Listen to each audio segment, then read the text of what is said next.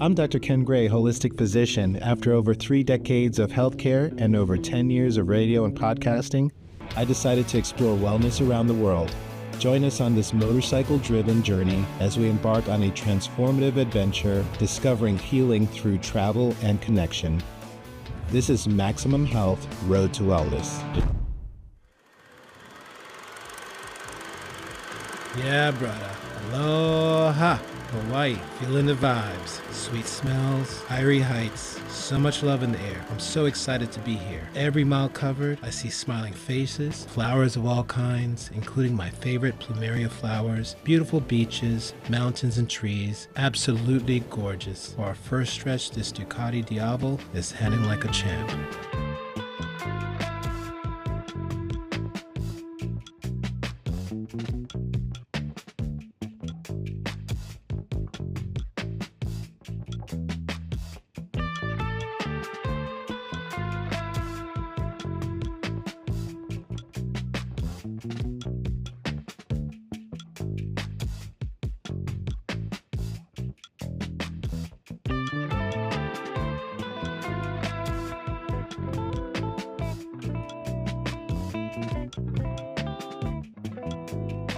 Unless you've been under a rock for the last over a decade, and even if you don't like violence, you know UFC, Ultimate Fighting Championships. We are going to the Kailua-based gym. The ride was just so gorgeous, heartfelt gorgeous, deeply gorgeous. So much nature, so much beauty, so many smells. So we're gonna go to the gym now, we're gonna check it out, and we actually have a surprise for you as well. What's going on, Mr. Higazy? Aloha, Ken. Aloha. Welcome to the club. We are actually the premier facility here on Oahu, and I'm really looking forward to showing you around and have you take part in our different programs. So we'll do a little jiu-jitsu, we'll get you doing a little bit of kickboxing, we'll have you use our world-class recovery center, and we'll have you check out a few other amenities in the club. Get me started. All right, you ready? Yes, sir. Let's do this. We are a 20,000 square feet facility of fitness, martial arts, recovery, and just a lot of fun in here. Our gym's philosophy and our motto is train different. We want to give people lots of different modalities and options to look and feel their best to improve their athletic performance. So if you want to feel and look like an athlete, train like an athlete. And I love that our organization is really centered around family. You will find that so many of our members bring their entire family here, and that's a really special thing. My kids grew up in this gym. One of my philosophies and our approach here at the gym is let's create lots of opportunities for people to move. Movement is critical. Every human being is meant to move every day. That's how our bodies are designed. In our modern world, we don't move enough. If it's fun and it feels good in your body, we can build on that. Take a look at our dojo. This is my favorite area of the gym. So we do treat this place as sacrosanct. So we do ask that you bow before you come in. Of course, and they're gonna have you jump in for some free rolls. Dr. Gray is gonna do a little bit of a free roll with bows. So at the end of all of our martial arts classes, we do a little bit of sparring, right, where we practice our technique.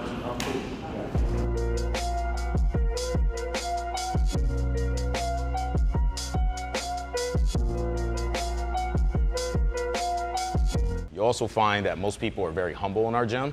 I've been in the industry a long time. I've never seen a fight in a UFC gym before. I honestly suspect one reason why is no one knows that if the guy next to you is a killer or not.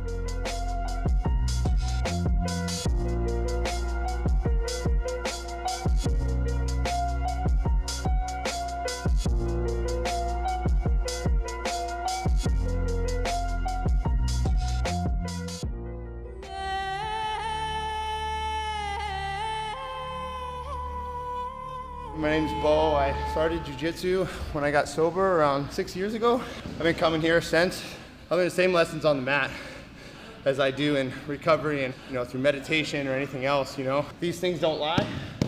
So I can talk all I want, but it comes out on here. Also, what I love about jiu-jitsu is you get immediate response. So if I do something wrong, I get immediate feedback. The beautiful thing about this is when you train, especially with someone as amazing, as strong, as experienced as this gentleman here. Handsome too.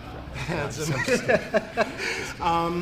You want to be better, and they want you to be better. We're not really fighting, we're learning and processing and being better at the same time. And that's the art, right? That's the martial art. 50, 37. Yes, sir. When I was his age, may have been reversed. Nah, he did a very good job. At 50, I attribute my physical health to an assortment of fitness, nutrition, mind, body, and lifestyle choices. One mainstay that I've circulated in and out of my life over the last 15 years has been BJJ, Brazilian Jiu-Jitsu. Continue to improve, continue to feel challenged, and continue to feel that fire. You know, there's nothing like challenging yourself against another human being. That adds another level of aliveness. So right now we're gonna have one of our MMA coaches, Coach Grayson, do a little bit of a kickboxing session with Dr. Ken. Coach Grayson just last weekend did win an MMA fight. First round within 12 seconds, guillotine choke, phenomenal win. My name is Grayson Lee. After wrestling in high school, I didn't accomplish the goals I wanted to accomplish. So I still wanted to compete in a one-on-one sport. And I've always been into fighting. I used to shave a mohawk into my head like Chuck Liddell. Everyone goes through stuff throughout their lives, positive or negative. So it's a good decompressor to hit things, to let out all your steam, to just let out whatever negative energy that's going on throughout your life. So my coach, he lets me know about the events that are upcoming. They match me up with an opponent who had a lot more experience than me. I got the job done in the first round with a good double leg and a good guillotine. I'm still an amateur. I'm 4-0 as an amateur. I'm looking to go pro maybe after 1 or 2 more amateur fights. It was dynamic. The amount of energy you expend in a very short space of time is extremely high. This was a great workout. It was a great start to the ride. I feel like bring it on, whatever the rest of the day has, you know. So remember when we first showed up, I said I have a surprise for you, and you're about to meet that surprise right now. So this is my daughter Marley. She works here. She moved from our home all the way to Hawaii and left me. But she, and she's gonna take me through the recovery phase after that grueling workout of Brazilian Jiu-Jitsu and Muay Thai. So my name is Marley Gray. Right now we are in the recovery center. My specialty is functional training and HIIT training. Very simple movements, lunging, squatting, pushing, pulling, just things you're doing every single day to help us do those things without getting injured. If you are not taking care of your body, so you choose to just skip out on recovery and like push your body 100% all the time, you're asking for an injury basically. You need to take the time to rest. You need to have your rest days. You need to put aside time to be stretching before your workout, cooling down after your workout. You're just gonna be tight, you're gonna be in pain. You're gonna feel strong maybe, but you're not gonna be able to move. We have the Normatec, which he is on right now. You got thick thighs. They call me Dr. Ken Thick Thighs. Who calls you that? No one. So that's gonna act as a big circulator for your limbs. We have them for your legs, your hips, and your arms as well. So great for after an arm day, you put them on. It's just gonna improve the blood flow, break up the lactic acid. You heard me talking about this knee. I bent it back doing jiu-jitsu, ran a 5K, clipped it on a box doing CrossFit and everything. And you know, I just wouldn't stop. I was compensating with my left. I had lost half the muscle mass in my right leg. I couldn't do 5 pounds on this leg. I couldn't do a leg extension with 5 pounds. That's how bad it had gotten. It's very easy for us in health to neglect ourselves. I can relate to it. I just was sharing with you earlier, I just got my hip replaced last year, and I will say this facility saved me. I want to thank everybody for coming out and checking out our facility. Come on by, ask for Coach Mike Agazi at the front door. I got your back. We love seeing the keiki in here. Bring the kids by. Anyone who wants to try out our club free of charge, whether it's our recovery area, our martial arts program, our fitness programs, come on through.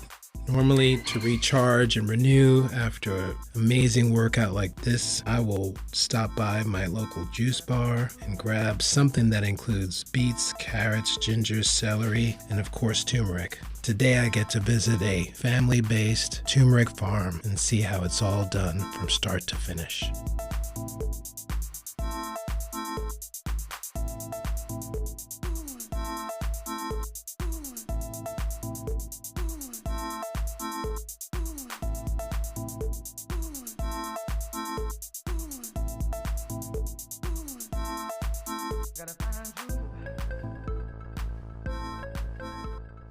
Ernie, Dr. we Gray. spoke on the phone. Aloha. This is my son Eric. Hi, Eric. Nice to meet you. Aloha. It's amazing, you know. Yeah, those your mountains. backdrop Those is, mountains or something, aren't they? is the perfect mountains. They look like a lot of hands, just like God's hands right there. We have a good rain, it clears up, we get 28 waterfalls. Really? Yeah, each one of those crevices is a waterfall. No way. It's amazing, yeah. Turmeric has become, I would say, the most popular herb in the last decade. I mean, everybody in the world knows about it. Everybody's talking about it. But it's been around forever, obviously. Thousands of years. Right? So now it becomes an issue of not just that it is important and what its health benefits are, where are you getting it from? How much of it is in your capsules? Where is it coming from? How is it raised? The soil that feeds it. When you look around here, you see exactly where your turmeric is coming from. I'm Ernie Carlbom. We're on my farm in Waimanalo, Hawaii. The farm has a special name that my wife gave it. In Hawaiian, it's Hi'ilani Keaku, which means lift high the Lord or bless the Lord. We've been on this farm now for 47 years. We started growing the turmeric about 20 years ago. It just helps so many people. I've got so many people that have helped change their lives, rid them of inflammation and chronic joint pain, and that's what keeps me doing it. At 90 years old, I should be sitting around and watching TV, but I just like being out here because I know it helps a lot of people. I started with 10 plants, just for myself personally, using the fish water for fertilizer and for irrigation, no chemicals. And the plants were growing like crazy. I had this big pile, and my daughter Lisa said, "Dad, what are you going to do with all the turmeric?" I said, "You can have it." So she started the turmeric business with just making turmeric teas. And now we've got a full line of products, which I'll show you later. But and it's a family run. It's a family operation. I have 5 children, 17 grandchildren, and 33 great-grandchildren. And you're the youngest? You're the baby? No, there's one son younger than him. I've been doing turmeric 20 years. No glasses anymore. No glasses, no pain. I have no pain anywhere. 500 or more customers. It's changed their lives. It's amazing. I've been recommending for over 20 years before it became popular. Yeah. So when I started 20 years ago, I've seen the miracles. Everybody, what's turmeric? But now everybody knows about it, right? Yeah. Turmeric is a rhizome, meaning root. Actually, what you're harvesting is underground. What are the indicators that the root is ready for harvest? It's an interesting, it has about a 10-month cycle, and after 10 months it goes dormant. The leaves die, and they're big leaves, beautiful leaves. Yeah. And they die, and that's your sign that they're not growing anymore, so now's the time to harvest. So these are growing nicely. Yeah, the leaves are taking in all of the beautiful sunshine and nutrients. Oh, they just grow. And then when it's done, boom. And it's funny, you know, when you look at all the purposes, you spoke about inflammation, pain. Cognition, yeah. Yeah, and for the brain. Yeah, it's amazing. Brain function. It's been used for women's health. Pretty much anything that has to do with stagnation of blood flow in the body. Talking about the blood flow, I actually get migraines a lot. Yeah. Go to the doctors, they give me medicine. Yeah. When I take the turmeric, done. Yeah. No more migraines. No, it's amazing. I would mess up my neck and my shoulder and my back. I had pain all the time, chiropractic, acupuncture, you know. I said, try this turmeric. Yeah, sure, you know. Yeah. But I tried it. Holy night, in 3 weeks, 5 weeks, my pain was all gone, so I started growing it down.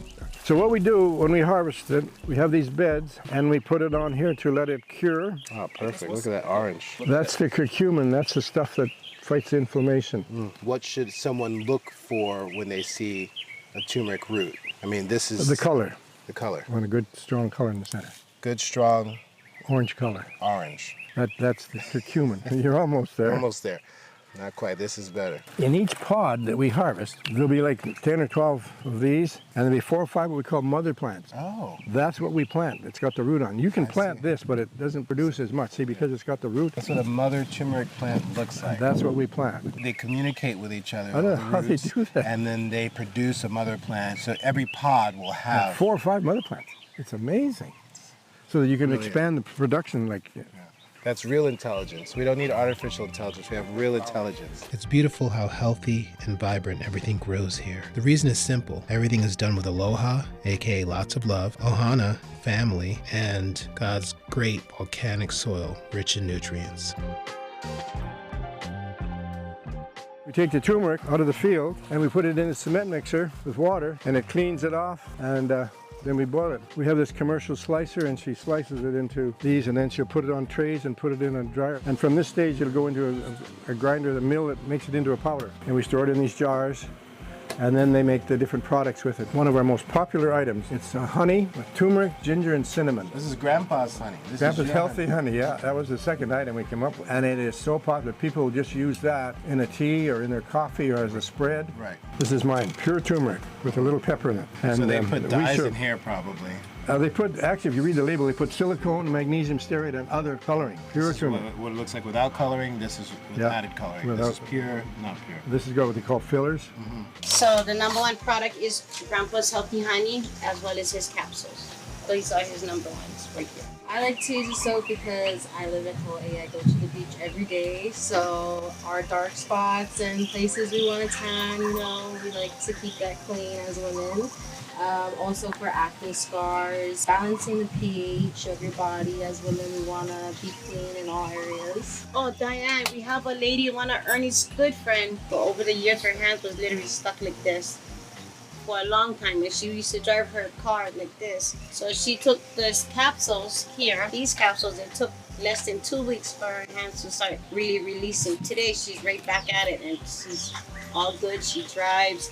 She's one of our number one testimonies. Such an amazing ride into the mountains, Ohana, and the smells of nature, especially turmeric all around.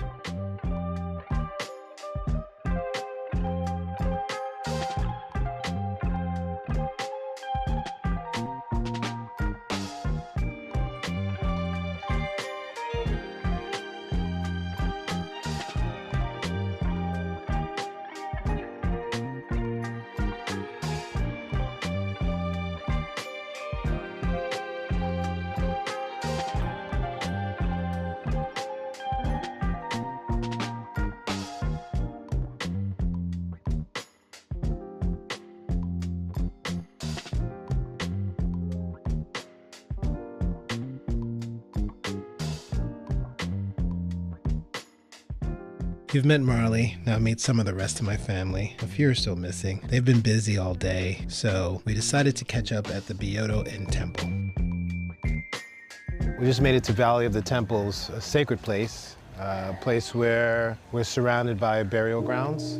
The same version of this temple is actually available in Kyoto, Japan. Come with us and meet Judy Barnes. She's going to take us for a tour and share the history of this place.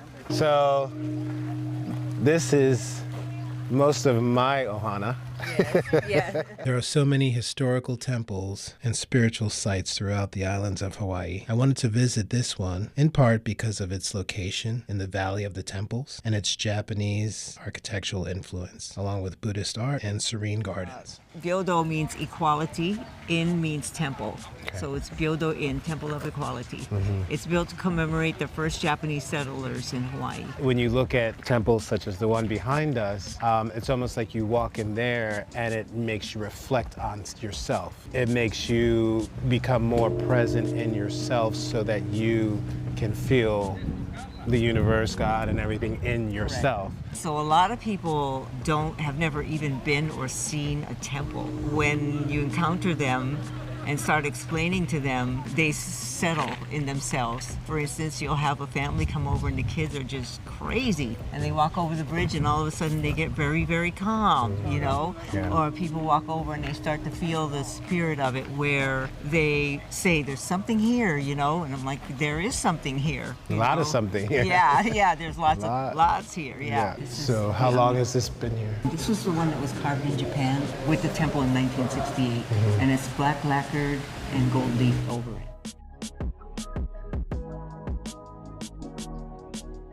Entering the temple and viewing it from the outside is two different things. So it was nice to come inside and feel the peace that the view of it inspires. You automatically want to speak lower, and your words are not as important as what you're feeling and experiencing. And I think that's what temples should give you. The symbol of the Buddha, while I might not call myself a Buddhist, I understand the way of life that it has promoted all over the world. This symbol behind me represents someone at peace. And when I'm here in front of that symbol, I feel even more at peace than I felt maybe a few minutes ago. Meet my new motorcycle, Ohana. When these amazing folk from the 21 Degrees Estate Cacao Farm learned Dr. Ken and Maximum Health was coming to the island, they asked if they could ride with me. I'm still emotional about it. The privilege was all mine. I've enjoyed this day of riding, possibly more than any other in my life. My name is Sal, and my beautiful bride here is Angela. I am riding a 2016 Honda Goldwing F6 Bravo. Good job. My name is Phil, riding my 2025 Indian Scout 101. For this ride, we have a beautiful 2020 Ducati Diablo 1260S, sport bike power, and a cruiser platform made for the long stretches of highway and banking twists.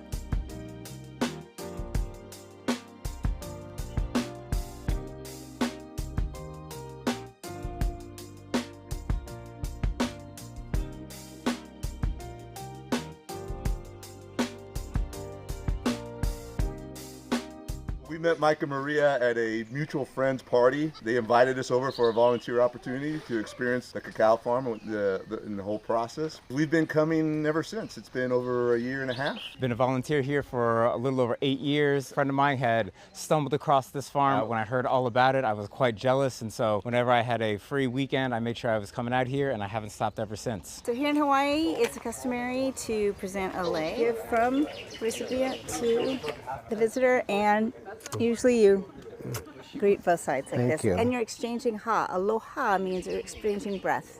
So you do that with the lei. Aloha. Yeah, so aloha and welcome to the farm. And Heather, one for you, and aloha, and welcome to 21 Degrees Estate, and I'll give you a little on both sides. Welcome. So welcome again to 21 Degrees Estate. The reason for our name, by the way, is Oahu Island is located at 21 degrees north latitude. Cacao will only grow 20 degrees north or south of the equator.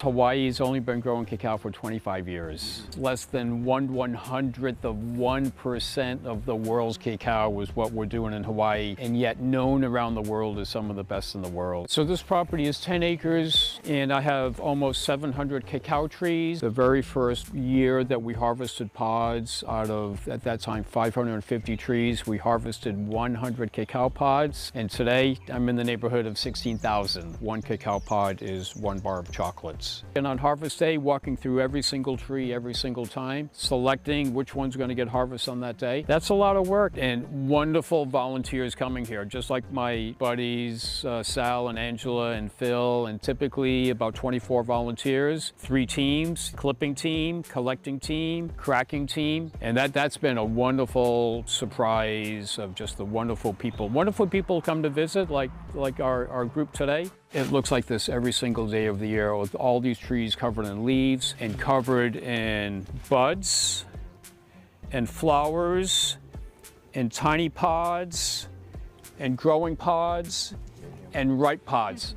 All at the same time. All at the same time. We never pull from trees. One nice cut right through the center of the stem. So the more mature it gets, we're going to start getting way more of this yellow color in here. And just like our bananas, we're going to start developing way more sugars and sweetness, which is going to be good. And then for this variety right here, it goes from a deep dark maroon to this brighter red right here. The rule of thumb that I would like to go by when I tell people is kind of think of your sun rises or your sun sets. We want these nice reds and yellows and like all artwork. The moment you take it off, you don't get to put it on. And so I just gave this one a nice crack, and my good friend Angela here is an expert of pulling seeds out with fingers.